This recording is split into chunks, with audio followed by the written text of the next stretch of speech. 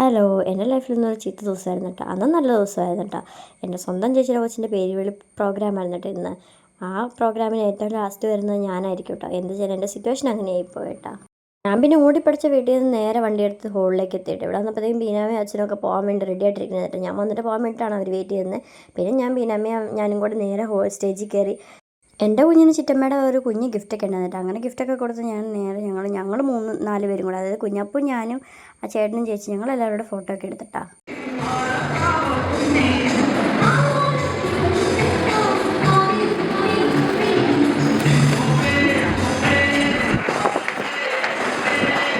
എൻ്റെ കുഞ്ഞിൻ്റെ പേര് നിധിൻ എന്നായിരുന്നു കേട്ടോ.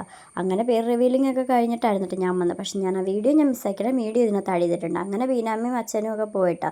അവരെ പറഞ്ഞ് ടാറ്റയൊക്കെ കൊടുത്ത് പറഞ്ഞിട്ട് നേരെ ഞാൻ ലാബിൽ പിള്ളേരെ എടുത്തിട്ട് വന്നിട്ടാണ്. ലാബിൽ ജെഫിൻ ചേച്ചിയും ഈ ചേച്ചിയും അവരുടെ പിള്ളേരും ഒക്കെ ഉണ്ടായിട്ട് അവരോടും കുറച്ച് നേരം വർത്താനം പറഞ്ഞിട്ട് നേരെ ഞാൻ ഹോളിലേക്ക് പോയിട്ടോ. ഏറ്റവും ലാസ്റ്റ് വന്നുകൊണ്ട് തന്നെ പകുതി പേരെ എനിക്ക് കാണാൻ പറ്റിയില്ല, എല്ലാവരെയും മിസ്സായി പോയിട്ടോ.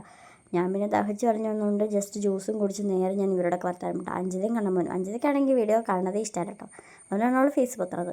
ഞങ്ങളൊക്കെ ആയിരുന്നു കേട്ടോ ലാസ്റ്റ് കഴിച്ചത്, ഫുഡൊക്കെ കഴിച്ചത്. പിന്നെ ഞാൻ അവിടെ പോസ്റ്റായിട്ട് എല്ലാവരും പോയി, ഓൾമോസ്റ്റ് ആൾക്കാരെല്ലാവരും തന്നെ പോയി തുടങ്ങിയിട്ടുണ്ടായിരുന്നിട്ടാ. പിന്നെ ഉണ്ടായിരുന്നത് സ്റ്റേജിൽ നിന്ന് നേരെ താഴത്തേക്ക് വേണ്ടിയിട്ടുള്ള ഫോട്ടോഷൂട്ടൊക്കെ ആയിരുന്നിട്ടാ. സ്റ്റേജിൽ വെച്ച് എനിക്ക് അധികം ഫോട്ടോസൊന്നും എടുക്കാൻ പറ്റിയില്ല. പിന്നെ ഞാൻ താഴത്ത് ഇറങ്ങിയിട്ട് ഞാനും കുഞ്ഞാപ്പവും ചേട്ടനും ചേച്ചി ഞങ്ങളെല്ലാവരും കൂടി ആയിട്ടുള്ള ഫോട്ടോയൊക്കെ എടുത്തിട്ടാ.